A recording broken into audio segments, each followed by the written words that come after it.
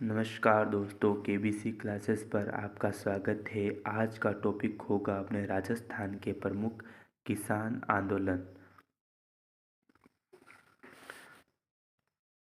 राजस्थान के प्रमुख किसान आंदोलन।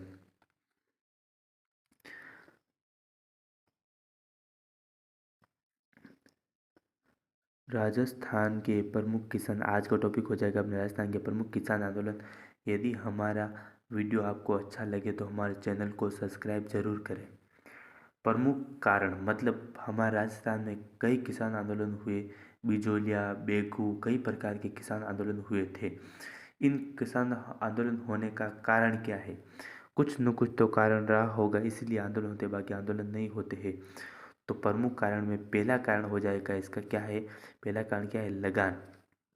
लगान का मतलब होता है जो भूमि है ना, भूमि पर वसूला गया कर। जैसे ये किसी व्यक्ति की भूमि है, उस भूमि पर कर वसूला जाता था, उसी को कहते हैं हम लगान। लगान की प्रमुख विधियाँ कौन कौन सी है? जैसे लगान करते हैं तो इसकी विधियाँ भी कौन कौन हुई होगी? तो लगान की प्रमुख विधियाँ, पहली विधि इसमें आ जाएंगे अपने लाठा पद्धति। क्या है ये? लगान की क्या है? पहली विधि है। लाठा पद्धति को हम तीन भागों में बांटते हैं। लाठा पद्धति के तीन भाग कौन कौन से हैं? तो इसका पहला भाग हो जाएगा अपने खेत बटाई। खेत बटाई का मतलब इससे नहीं कि खेत को बांटना, इससे नहीं है। खेत बटाई का मतलब ये होता है जैसे खेत में, ये क्या करो, जैसे खेत में खड़ी फसल में अपना भूमि क्षेत्र तय करना। जैसे ये मान लो कि ये अपना क्या है, खेत है। खेत में ये फसल खड़ी है, इस खेत में फसल खड़ी है, ठीक है। उसके बाद ठेकेदार और उसके कुछ लोग आएंगे। लोग आने के बाद जो खड़ी फसल है ना, उसी के आधार पर बताएंगे कि इसमें कितनी फसल होगी और कितने बोरी गेहूँ होगी, मतलब कितने क्विंटल गेहूँ होगी। उनमें से आधे तुम्हारे और आधे हमारे। चाहे इसमें वो ठेकेदार उसके आदमी आके बोल देंगे इसमें कितने गेहूँ होंगे, 50 क्विंटल।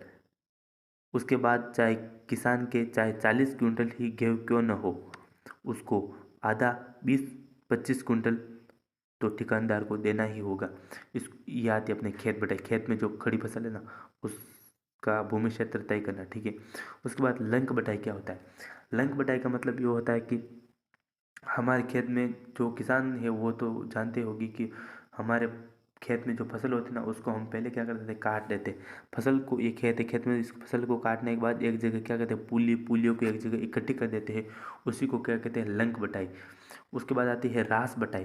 रास बटाई का मतलब होता है फसल निकालने के पश्चात, मतलब सबसे पहले फसल को काटते हैं।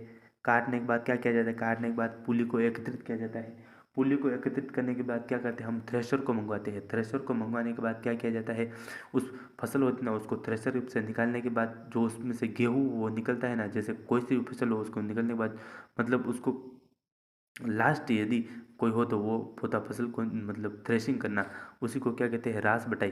थ्रेशिंग करने के बाद जो रास बचते ना, उसको बांटना क्या कहलाती है, रास बटाई कहलाती है। पहली पढ़ी थी हमने लाठा, दूसरी है कुंता पद्धति। क्या है कुंता पद्धति में? आ जाएगा खड़ी फसल में अनुमान लगाकर। जैसे ये किसी के खेत में फसल खड़ी है, इस खड़ी फसल में अनुमान लगाकर, मतलब 50 बोरी होगी, ठेकेदार ने बोल दिया 50 बोरी होगी, तो 50 बोरी हो या 20 बोरी हो, उसको आधी देनी है, मतलब देनी है। ये हो जाएंगे अपने कुंता पद्धति।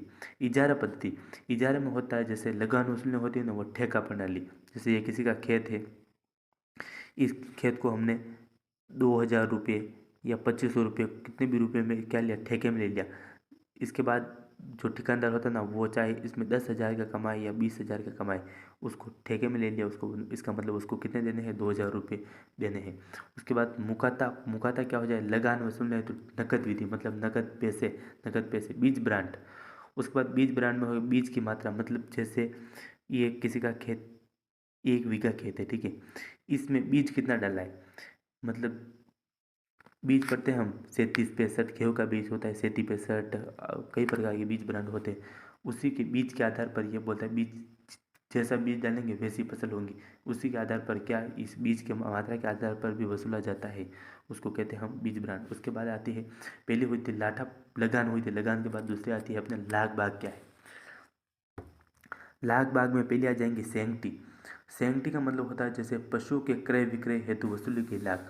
जैसे ये कोई गांव है, ठीक है, इस गांव से इस गांव में यदि पशु बेचा जाता है या लिया जाता है तो इस पर क्या लगेगा, कर लगेगा। पशु बेचेगा तो भी कर लगेगा और पशु खरीदेगा तो भी क्या लगेगा, कर लगेगा। याद इसमें इसको इसी को हम क्या कहते हैं, सेंक्टी कर। खिचड़ी कर किसे कहते हैं, खिचड़ी कर का मतलब ऐसा समझो कि जैसे कोई गांव है, उस गांव में जैसे किसी राजा की ये सेना है, ठीक है, ये सेना क्या करेंगी, इस गांव में क्या पड़ाव डालेंगी, इस गांव में मतलब आज रहेंगी। इस सेना की जो खाने पीने की जो सभी व्यवस्था होंगी ना, वो किसके ऊपर होगी, इस गांव के ऊपर। इस सेना की क्या होगी, खाने पीने की जो व्यवस्था होगी ना, वो इस गांव के ऊपर होगी।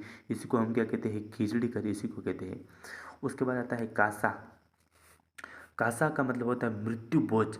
किसी गांव में मृत्यु भोज हो रहा है, किसी की मृत्यु हो जाए, उसके बाद जो मृत्यु भोज किया जाता है ना, उस पर भी कर वसूला जाता है। उसी को क्या कहते हैं, हम कासा कर कहते हैं। उसके बाद आता है चूंडा कर। चूंडा कर मतलब होता है जो ठकुराइन होती है ना, ठकुराइन नया चूड़ा पहनती है, नया चूड़ा लाती है तो भी उस पर क्या लिया जाता है, कर लिया जाता है। उसी को क्या कहते हैं, हम चूंडा कर कहते हैं। ठकुराइन के नया चूड़ा पहनने पर वसूला गया कर क्या कहलाता है, चूंडा कर। उसके बाद आता है कुंवर घोड़ा। कुंवर घोड़े का मतलब जैसे किसी राजा का कोई राजकुमार है, राजकुमार के लिए यदि नया घोड़ा खरीदा है, नया घोड़ा खरीदने हेतु जो कर वसूला जाता है, उस कर को क्या कहते हैं, कुंवर घोड़ा कर कहते हैं। उसके बाद आता है अपने तीसरा आता है, दो पढ़ लिया हमने, उसके बाद तीसरी आती है बेट बेकार। बेट बेगार में क्या है, बेट बेगार में आएंगे अपना मतलब, बेट बेगार मतलब जैसे ठिकानदार है, ठीक है, ये ठिकानदार क्या करता है, इस किसान को मतलब 2,000 रुपये दे देता है, 2,000 रुपये उधार के देता है, और ये क्या लेता है, उस पर ब्याज लेता है। किसान से क्या लेता है, ये ब्याज लेता है। यदि किसान ब्याज नहीं चुका पाता है तो ये क्या करता है, किसान को अपने घर में खेत में बुला लेता है, वहाँ पर क्या करवाता है, काम करवाता है। काम करवाने के बाद किसान को पैसे वैसे कुछ नहीं देता है। उसी को क्या कहते हैं, बेट बेकार। बिना मेहनताना कार्य करवाना को क्या कहलाता है, ये बेट बेकार कहलाता है। उसके बाद आता है अन्य कारण में क्या कहते हैं। 3 कारण तो हमने पढ़े थे। पहला कौन सा पढ़ा था हमने, पहला पढ़ा था हमने लाठा पद्धति।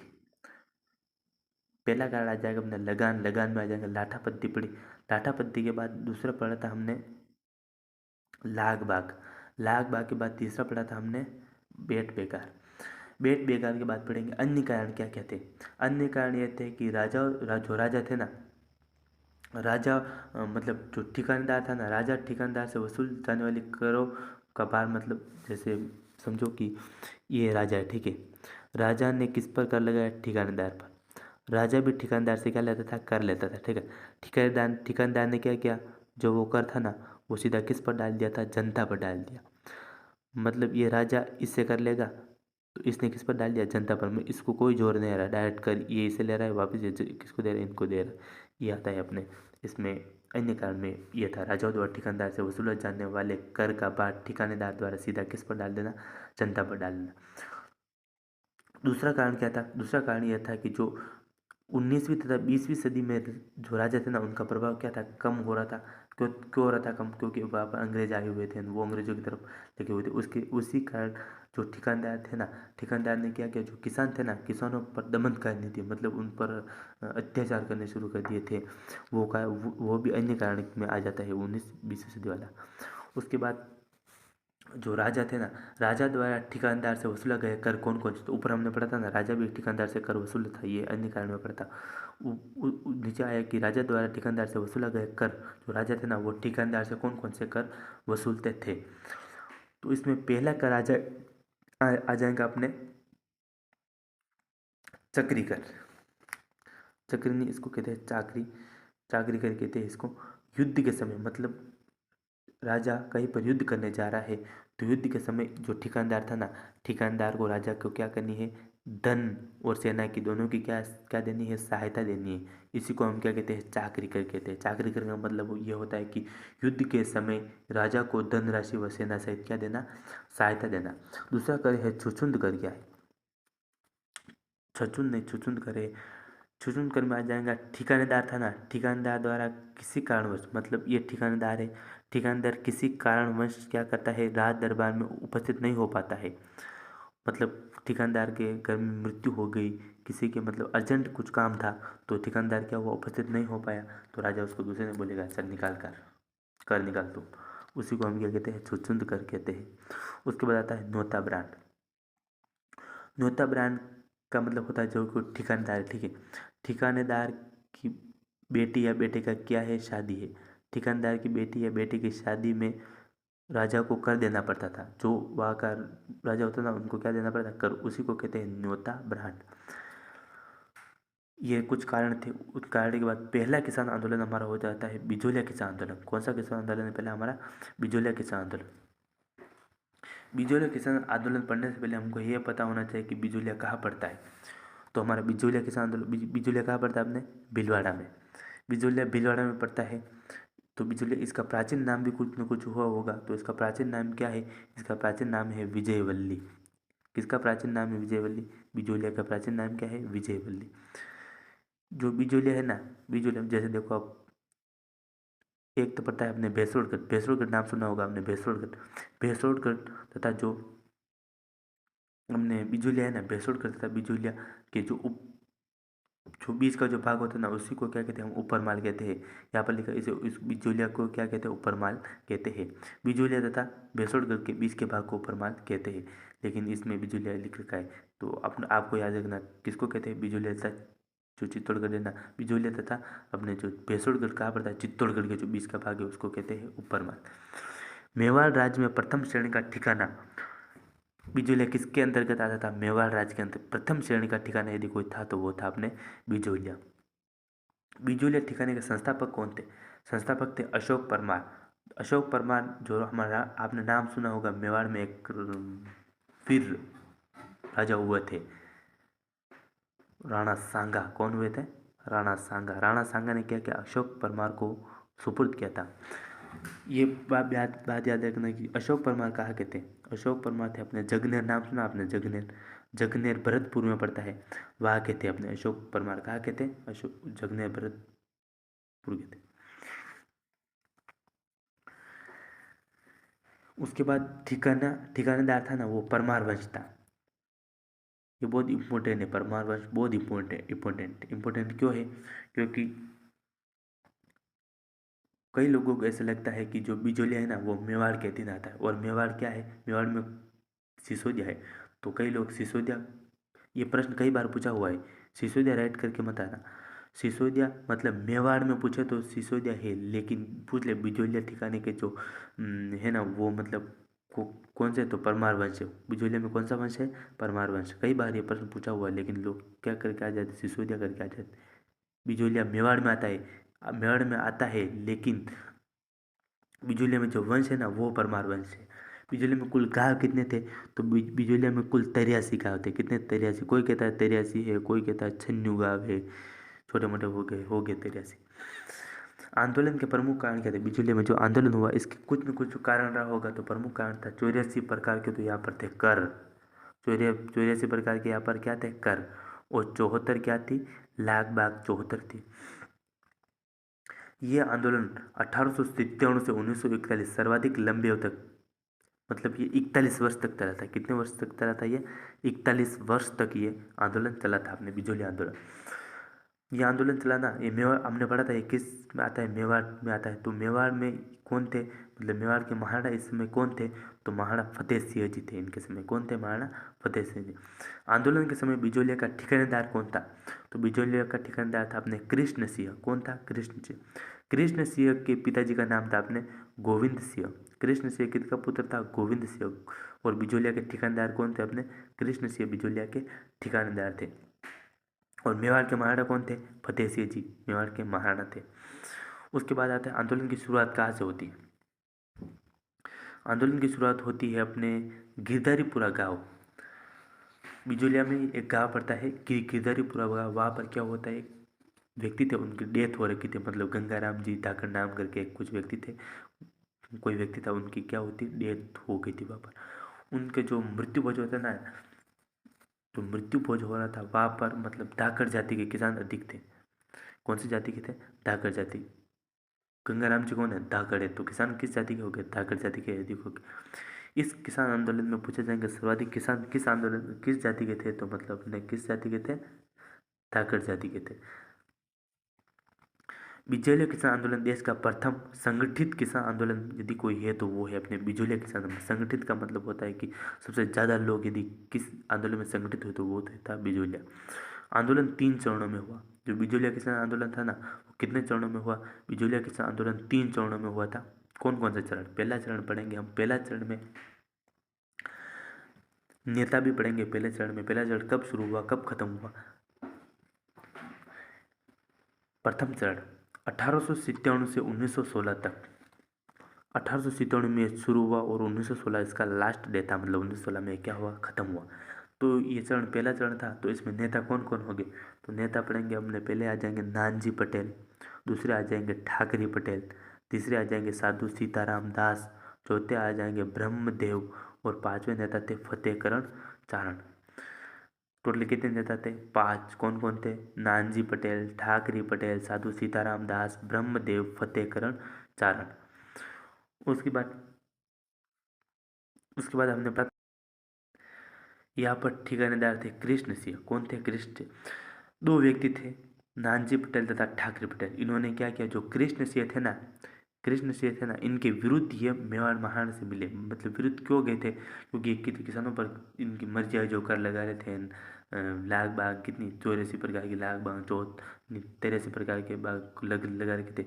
इसलिए 2 जनों ने हिम्मत की थी। हिम्मत करने वाले कौन कौन थे? नानजी पटेल तथा ठाकरे पटेल। इन्होंने कहा नहीं, हम मिलेंगे मेवाड़ के महाराणा फतेह सिंह जी से मिले। कौन कौन गए थे? नानजी पटेल तथा ठाकरे पटेल। ये फतेह सिंह जी के पास गए दोनों, ठीक है। दोनों फतेह सिंह जी के पास राजा होने के नाते राजा का कर्तव्य होता है कि जनता की क्या करना, सेवा करना। तो फतेह सिंह जी ने एक आयोग का गठन किया था, जिस आयोग का नाम था हामिद हुसैन आयोग। किस आयोग का गठन किया था? हामिद हुसैन आयोग का गठन किया। लेकिन जो हामिद हुसैन आयोग गठन किया था ना, इस मतलब कोई कार्रवाई भी नहीं की गई थी। किस पर? हामिद हुसैन पर कोई भी कार्रवाई नहीं की गई थी। उसके बाद जो क्या होता है कि जो कृष्ण सिंह होते ना, वो नानजी पटेल और ठाकरे पटेल वो महाराणा मतलब फतेह सिंह जी से महाराणा फतेह सिंह जी से मिलने गए थे। तो कृष्ण से ठेकेदार होने के नाते उसने क्या किया? दोनों को कहा कि बिजुलिया निष्कासित, आज से आप क्या है अपने अपने जो निकलो यहाँ से। मतलब बिजुलिया से क्या किया? उसको निष्कासित कर दिया। 1903 में क्या किया? जो कृष्ण सेन थे ना, उन्होंने एक कर लगाया था जिसका नाम है 5 रुपये का। क्या था वो? चवरी कर था। कितने रुपए का लगाया था? 5 रुपये का। उसके बाद 1903 से 1904 तक किसानों ने क्या किया? उन पर कई प्रकार के कर पहले पहले से थे और एक नया कर और लगा दिया था 5 रुपये का। कौन सा कर? चवरी कर। किसान इससे बहुत परेशान हो चुके थे और किसानों ने क्या किया? वहाँ पर विवाह और खेती को छोड़कर कहाँ चले गए थे? वो ग्वालियर की तरफ चले गए। वो ग्वालियर की तरफ चले गए तो कृष्ण सिंह ने क्या सोचा? कृष्ण सिंह ने सोचा कि यार किसान ही नहीं रहेंगे तो हम लाख बाग का किससे लेंगे? कृष्ण सिंह ने कुछ सोचा होगा। तो कृष्ण सिंह ने क्या किया? उनके बाद में क्या हो जाता है? एक समझौता हो जाता है। समझौता कब होता है? 1904 में। 1904 में एक समझौता हुआ। समझौते के तहत यह कहा गया कि जो चौरीकर है ना, चौरीकर को क्या करेंगे? समाप्त। एवं जो लगान है ना, उसको 1/2 कर दी गई। कितनी की गई? 1/2 कर दी गई। उसके बाद 1906 में कृष्ण सिंह की मृत्यु होती है, लेकिन उनकी कोई संतान नहीं होती। तो संतान नहीं हुई तो कोई कोई तो ठिकानदार बनेगा। तो ठिकानदार किसको बनाया जाए? किसको बनाया जाए? तो भरतपुर के कामा भरतपुर में एक जगह पड़ती है कामा, वहाँ के पृथ्वी सिंह थे ना, उनको क्या बनाया गया? ठिकानदार बनाया गया। 1906 में पृथ्वी से ठिकानदार बने। 1906 में ठिकानदार बनते ही एक कर होता है तलवार बधाई कर। तलवार बधाई कर का मतलब होता है जो ठिकानदार बनेगा ना, कोई जो जैसे ये ठिकानदार है, ठिकानदार जो जैसे ही गद्दी पर बैठेगा ना, तलवार बधाई का मतलब गद्दी पर बैठेगा तो राजा को क्या भेजेगा? कर भेजेगा। उस कर को क्या कहते हैं? तलवार बधाई कर। कब? 1906 में पृथ्वी सेन ने तलवार बधाई पर किस पर थोपा था? जनता पर सौंप दिया था। तलवार बधाई पर किसानों पर थोपा था।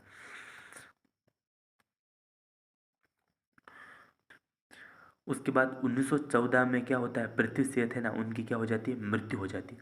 पृथ्वी सिंह की मृत्यु के बाद कोई ठिकानदार यदि बिजुलिया का कोई बना है तो वो बना थे अपने केसरी सिंह देव। केसरी सिंह बने, लेकिन केसरी सिंह की आयु क्या थी? छोटी थी। मतलब बच्चा टाइप ही थे, मतलब देख लो आप 10-15 साल, 10 साल के हुए होंगे। केसरी सिंह कितने साल के, 10 साल के थे। केसरी सिंह थे ना, वो अवयस्क थे, इसलिए बिजोलिया को क्या किया था, कोर्ट्स ऑफ वार्ड्स घोषित कर दिया। यहाँ पर एक मंत्री नियुक्त किया था जिसका नाम था महकमा एक खास। कब किया था, 1914 में।